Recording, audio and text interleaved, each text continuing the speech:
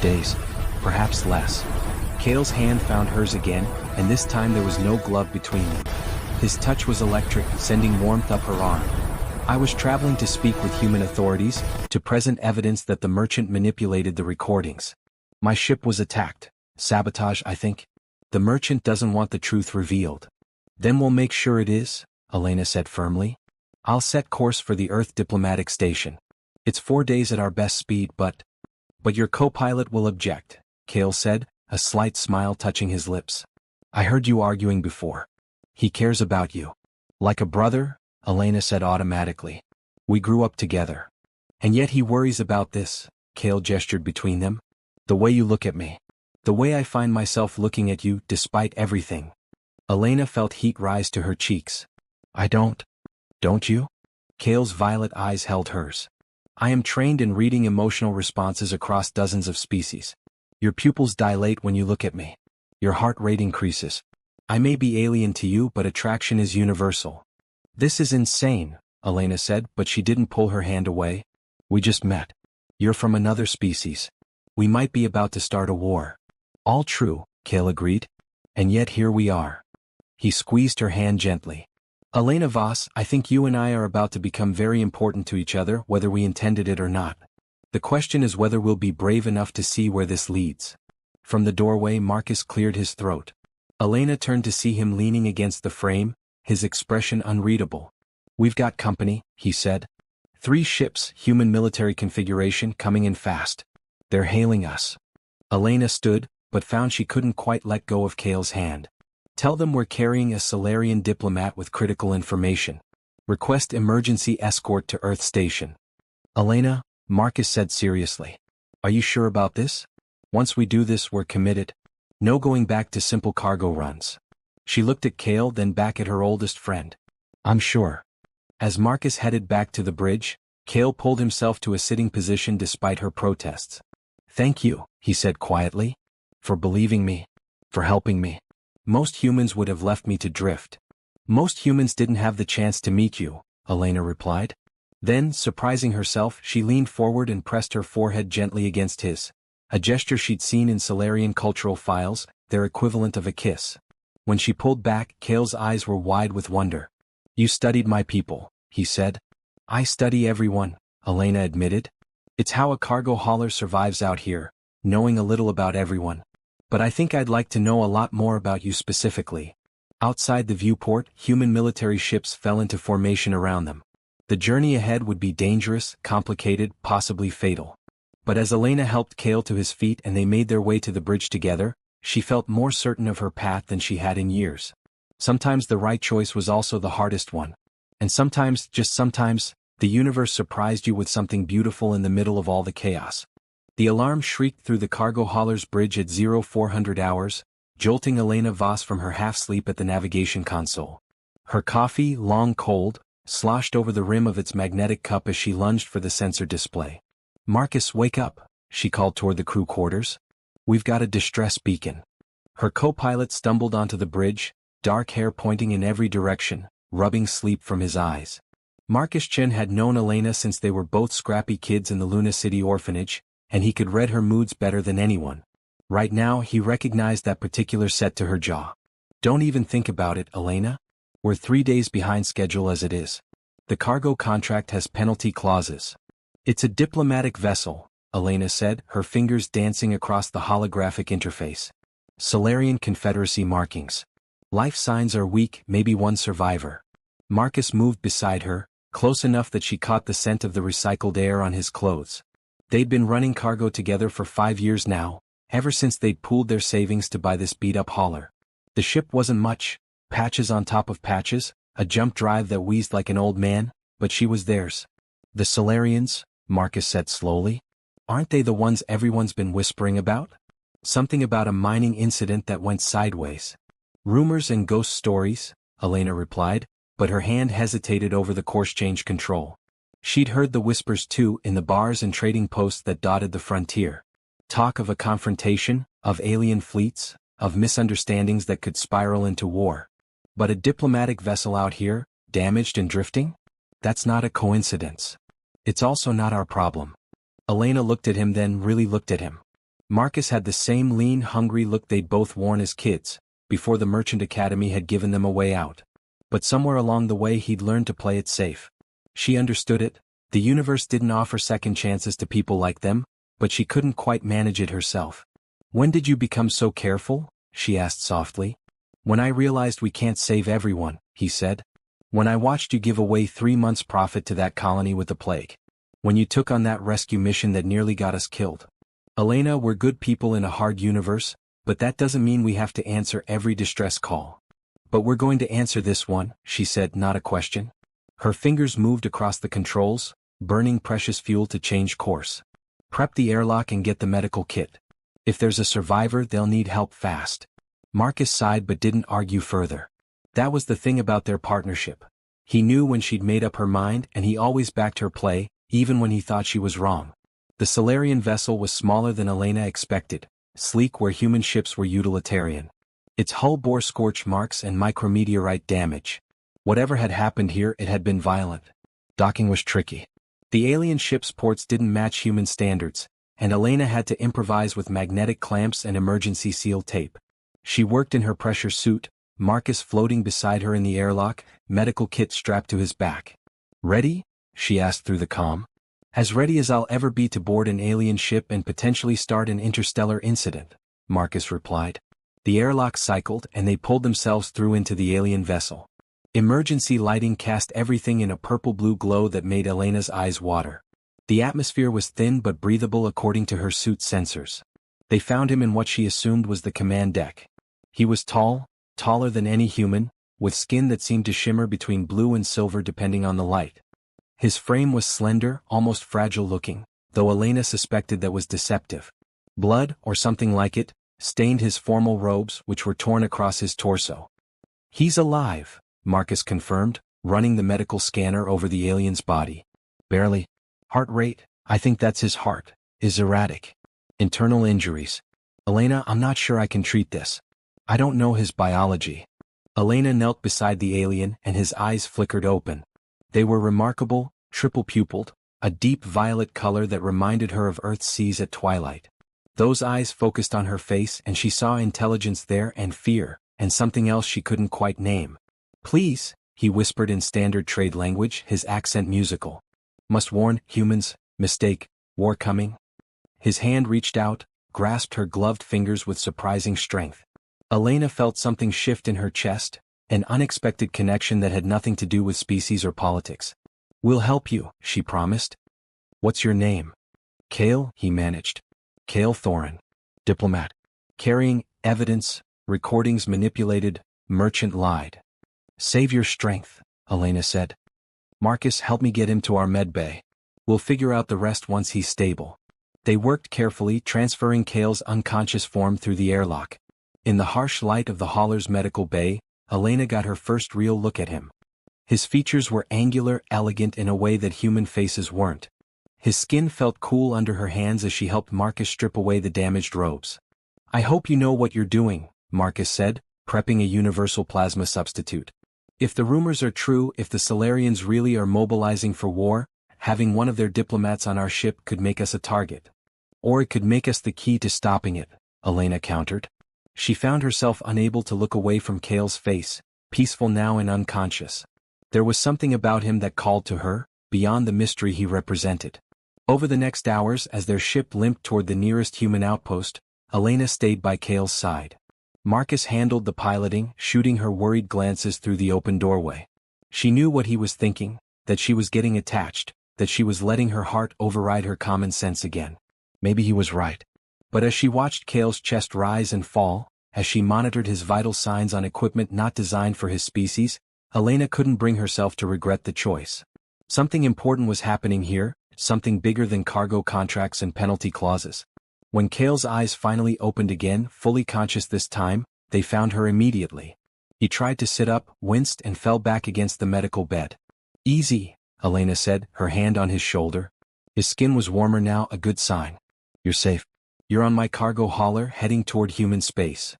"Elena Voss," Kale said, and she realized she must have introduced herself during his moments of semi-consciousness. "Thank you. But we don't have time for me to recover slowly. I carry information that could prevent a war." Do you understand? My people believe humans are preparing to conquer the sector. A merchant sold us recordings of a human destroying our third fleet, claiming it was a military operation. It wasn't. We learned too late it was self-defense after our ships attacked first. But the War Council has already been convinced. How long do we have? Elena asked. The military escort changed everything. Elena's humble cargo hauler, the Wandering Star, now flew surrounded by 3 sleek human destroyers, their weapons arrays a constant reminder of the tension crackling through the sector. In the captain's quarters, really just a converted storage space with a bunk, Kale stood by the viewport, his tall frame silhouetted against the stars. You should be resting, Elena said from the doorway, carrying a tray of food she'd adapted based on the Solarian dietary database Marcus had downloaded. Kale turned, and even after 2 days, the sight of him still made her breath catch. His skin had regained its shimmer, shifting from silver to pale blue as he moved. I've rested enough. We're running out of time. Elena set the tray down on the small fold-out table. The military commander, Admiral Santos, wants to interview you when we reach the way station. She doesn't trust you. She shouldn't, Kale said simply. For all she knows, I could be a spy using you to infiltrate human space. That's what I would think if our positions were reversed. But you're not. Elena moved closer, unable to help herself. Over the past 2 days they'd spent hours talking about their worlds, their lives, the vast differences and surprising similarities between their peoples. She'd learned that Kale was a poet before he became a diplomat, that he loved the silence of deep space, that he'd lost his mother to a plague when he was young. She'd told him about the orphanage, about Marcus, about the dreams she'd had as a child of exploring the stars. No, Kale agreed, I'm not. But I am falling for a human woman, which my people would consider almost as dangerous. Elena's heart hammered against her ribs. They'd been dancing around this attraction since that first moment, but neither had spoken it so plainly. Kale? Let me finish, he said gently, taking her hands in his. His touch was cooler than a human's but not unpleasant, like a breeze on a summer evening. My people believe in soul bonds. We believe that sometimes, across all the vast darkness of space, 2 beings find each other who are meant to be together. The odds against it are astronomical, especially across species. And yet here you are. Here I am, Elena whispered. Probably making the worst decision of my life. Or the best. Kale lifted her hand to his lips. He'd learned the gesture from human cultural files, and pressed a soft kiss to her knuckles. Elena Voss, when this is over, when we've prevented this war, I would like permission to court you properly. Elena laughed, a slightly hysterical edge to it. We might die in the next few days and you're thinking about courtship protocols?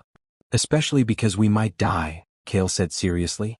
I've spent my life as a diplomat, always careful, always proper. But you've taught me something in these 2 days, that sometimes the right thing is also the reckless thing. Before Elena could respond, Marcus's voice crackled over the intercom. Elena, we've got a problem. There's an unauthorized vessel matching our course. And it's broadcasting on Solarian frequencies. Elena and Kale rushed to the bridge. Marcus had the tactical display up, showing their small convoy and a single ship approaching from the outer rim. It's a merchant vessel, Marcus said. But heavily armed for supposedly civilian purposes. Kale leaned over the console, his fingers moving across the alien interface with surprising ease. That's Merchant ZYX's ship. I recognize the configuration. The one who sold the manipulated recordings? Elena asked. The same. Kale's expression darkened. He's the one who sabotaged my diplomatic vessel. He can't afford to let me reach human authorities with the truth. Admiral Santos's face appeared on the communication screen, her silver hair pulled back severely, her expression harder than steel. Captain Voss, we're tracking the approaching vessel. Commander Thorin, is this one of your people? In species only, Kale replied. Merchant ZYX is a war profiteer. He stands to make an enormous fortune if our peoples go to war with each other. How convenient that you have a scapegoat ready, Santos said coldly. For all we know, this is an elaborate ruse. The merchant attacks, you play the victim, and we welcome you into our midst like fools. Admiral, with respect, Elena interjected. Commander Thorin has had multiple opportunities to harm us. Instead, he's been trying to prevent bloodshed. The opinion of a cargo hauler is noted, Santos said dismissively. Commander Thorin, you will be transferred to my flagship for questioning. Captain Voss, you'll be debriefed separately. We'll determine the truth of your story. No, Kale said quietly but firmly. I won't be separated from Elena. My people have a saying, trust is a bridge that only grows stronger when two walk it together. Elena has earned my trust. I won't leave her. Santos's eyes narrowed. You're in no position to make demands. Then let me make a request, Kale replied. Give me 6 hours. 6 hours to prove Merchant ZYX is manipulating both our peoples. The evidence is in his ship's computer cores. If you board him, you'll find the original, unedited recordings of the mining incident. And if this is a trap? Santos demanded. Then you'll have 3 destroyers against a merchant vessel, Marcus pointed out. Even if it's armed, those aren't good odds for him. The Admiral was silent for a long moment, and Elena could practically see the calculations happening behind her eyes. Finally, Santos nodded. 6 hours. But Commander Thorin, you'll wear a monitoring device. Any sign of deception, and I'll blow your little cargo hauler into atoms, regardless of who's on board. The screen went dark. Marcus let out a long breath. She seems nice. She's doing her job, Elena said. We're asking her to trust an alien diplomat during a potential war. I'd be suspicious too. Kale was already working at the communications console. I'm sending a message to Merchant ZYX on a private channel, one that Admiral Santos can monitor. I'll tell him I've escaped and need extraction. If he believes me, he'll come close enough for your military to board him. And if he doesn't believe you? Marcus asked. Then we improvise, Elena said. She caught Kale's eye and saw the hint of a smile there. We're getting good at that. The next hour was tense. Merchant ZYX's ship altered course, moving closer to their position. On the main screen, Elena could see it was indeed heavily modified. Weapon ports where cargo bays should be, military-grade shields on a civilian frame. People like us, Elena said, beginning to understand. People like us, Kale confirmed. We could work together, Elena. Not in spite of our differences but because of them. We could be the bridge between our worlds. Elena thought about her cargo hauler, about the simple life she'd built with Marcus. It was safe, predictable, comfortable. Everything she'd dreamed of as a scared orphan in Luna City. And it wasn't enough anymore. Yes, she said. Yes, let's be the bridge. Let's be the thing that proves our peoples can coexist. Kale's smile was radiant. He cupped her face in his hands, his touch gentle. Elena Voss, you are the most remarkable being I've ever met. May I kiss you? I thought you'd never ask, Elena said, and closed the distance between them. His lips were cool against hers, but the kiss was warm with promise. When they finally pulled apart, both of them were breathing hard. Well, Elena said shakily, that's definitely going to complicate the peace negotiations. Kale laughed, a sound of pure joy. Let it complicate things. Sometimes complications are worth it. From the doorway, Marcus cleared his throat. Hate to interrupt, but we're getting a priority signal from Earth Station. And Elena, there's a Solarian fleet in orbit. A big one. Elena and Kale exchanged glances, then hurried to the bridge. On the main screen, Earth Station hung against the void, and surrounding it were dozens of ships, both human and Solarian, their weapons powered but not firing. A standoff. This is it, Kale said quietly, taking Elena's hand. Everything we've worked for comes down to what happens next. Then let's make sure it counts, Elena replied, squeezing his fingers. Together. The conference room on Earth Station was designed to intimidate. High ceilings, reinforced viewports showing both fleets in tense formation, and a massive circular table where representatives from 2 civilizations sat in careful arrangement. Elena felt distinctly out of place in her worn flight jacket among the decorated military officers and robed diplomats. Kale sat beside her, his formal diplomatic robes hastily repaired after the incident with Merchant ZYX. On her other side, Marcus shifted uncomfortably, clearly wishing he was anywhere else. Admiral Santos stood at attention near the human delegation, her expression unreadable. At the head of the table sat 2 figures who commanded immediate respect. Ambassador Lu Wei represented humanity, a small woman with steel-gray hair and eyes that missed nothing. Across from her, High Commander Vareth of the Solarian Confederacy towered even over Kale, his skin a deep midnight blue that spoke of age and authority among his people. Let me understand this correctly, Vareth said, his voice resonating like distant thunder. You claim that the destruction of our 3rd fleet was not a human military operation, but rather self-defense by a single civilian miner? That's correct, High Commander, Kale replied. The recordings Merchant ZYX sold to the War Council were edited to remove the initial aggression by our fleet. The miner was simply defending himself. A miner who destroyed nearly 50 warships, Vareth said skeptically. Ambassador Lu leaned forward. Commander, we've located the miner in question. Would you like to hear his testimony? A holographic projection flickered to life above the table. A grizzled human man appeared, wearing a stained work suit, a cigarette dangling from his lips despite station regulations. Yeah, I'm Jake Morrison. Yeah, I'm the guy who took out those alien ships. Look, I was just trying to do my job when they showed up demanding surrender. They fired first, took out 30% of my shields with what they called a warning shot. What was I supposed to do, let them kill me?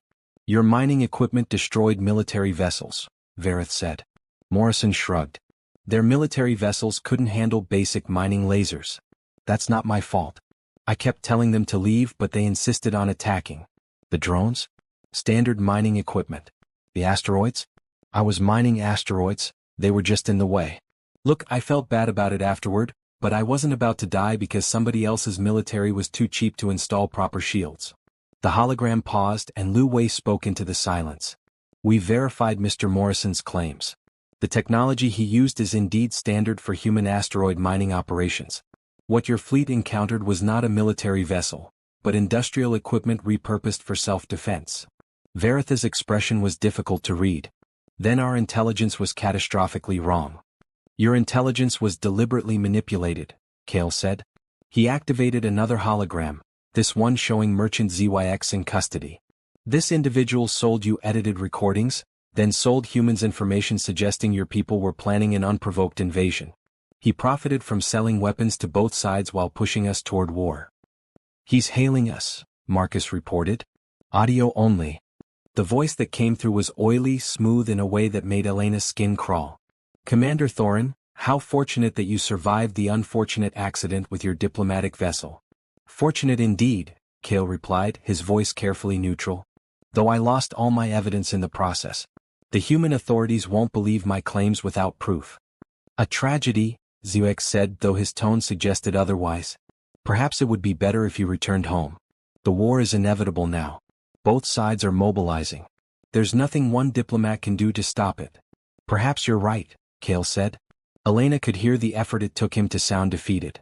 Will you take me back to Solarian space? Of course, my friend. Prepare for docking. I'll have you home within the week. The channel closed. Kale looked at Elena and she saw the pain in his violet eyes. He's going to kill me the moment I'm on his ship, he said quietly. He can't risk me talking to anyone else. He's not getting the chance, Elena said firmly. She opened a channel to Admiral Santos. Admiral, did you get all that? Recorded and analyzed, Santos replied. His ship is moving into docking position with yours. My tactical officer notes that his weapons are charging. He's planning to destroy your vessel once he has Commander Thorin. Then I suggest we don't give him the chance, Elena said. Permission to execute a defensive maneuver? Explain. Elena quickly outlined her plan. It was risky, probably insane, but it had the advantage of surprise. Santos listened, and Elena swore she saw the ghost of a smile on the Admiral's stern face. Approved, Santos said. But if this fails, Captain Voss, you'll never fly in human space again. Understood. As ZYX's ship approached, Elena's hands moved across the controls with practiced ease. The wandering star might be old, but she was nimble. Elena had spent 5 years learning every quirk of her temperamental engines. Kale Marcus, strap in, she ordered. This is going to get rough. At the last possible moment, as ZYX's ship extended its docking clamps, Elena fired the maneuvering thrusters at full power. The wandering star spun away, and simultaneously, Admiral Santos's destroyers opened fire. The bridge shook with the force of their acceleration. Elena fought the controls as proximity alarms shrieked. Through the viewport, she saw ZYX's ship caught in a crossfire, its shields flaring bright white as military-grade weapons hammered it from 3 directions. He's launching missiles, Marcus called out. 2 of them locked on us. Hold on, Elena said through gritted teeth. She pushed the engines past their safety limits, feeling the ship shudder in protest. 1 missile exploded against their rear shields, weak at the best of times, and these were not the best of times. Alarms screamed as hull integrity dropped. The second missile was gaining. Elena could see it on the tactical display, closing the distance meter by meter. In 3 seconds it would hit them. In 2 seconds, a destroyer interposed itself between the wandering star and the missile. The explosion was brilliant, but the military vessel's shields held. Elena felt something in her chest ease slightly, Admiral Santos might not trust them, but she was protecting them. ZYX's shields are down, Marcus reported. Santos is boarding him. Elena finally allowed herself to ease back on the throttles. The ship groaned in relief, and several minor systems immediately showed red on her console. That's going to cost a fortune to repair, she muttered. Kale unbuckled from his seat and moved to stand behind her chair, his hands resting gently on her shoulders. You did it, he said softly. You magnificent, reckless woman. We did it, Elena corrected. She reached up to cover one of his hands with hers. And it's not over yet. Admiral Santos's face reappeared on screen an hour later. Her expression was significantly less hostile. We've secured Merchant ZYX and his computer cores. Commander Thorin, you were right. We found the original recordings, along with communication logs showing he sold edited versions to multiple Solarian officials. He's been playing both sides trying to start a war. What happens now? Elena asked. Now we take this evidence to Earth Station and hope the Solarian fleet hasn't already launched, Santos said. Commander Thorin, you're still under guard, but I'm willing to listen to what you have to say. Captain Voss, you've earned yourself some very powerful friends in the human military. Not many civilian captains would have pulled off that maneuver. Or been crazy enough to try it, Marcus muttered, but he was grinning. The next 2 days of travel passed in a blur. Kale spent hours in video conferences with human officials, presenting his evidence, arguing for peace. Elena watched him work and was struck by his passion, his eloquence, his absolute commitment to preventing bloodshed. Late on the second night, she found him alone in the observation deck, really just a small room with a reinforced viewport.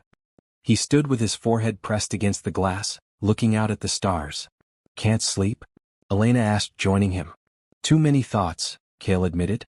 When we reach Earth Station tomorrow, everything changes. If the Solarian High Command believes the evidence, if they stand down their fleet, then I'll need to return to my people to help manage the peace process. And I'll go back to hauling cargo, Elena said, trying to keep her voice light. It's been quite an adventure, but all adventures end eventually.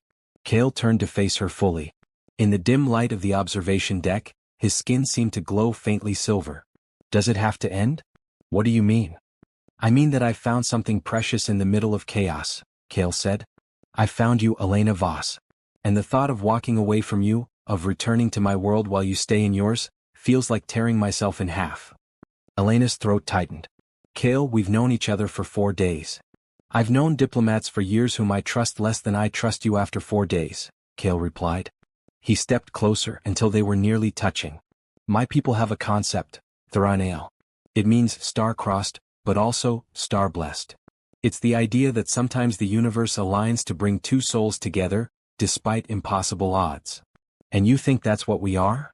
Elena asked, her voice barely a whisper. I think, Kale said carefully, that I would like the chance to find out. After this is over, after the peace is secured, both our peoples will need liaisons. Cultural ambassadors. People who understand both sides.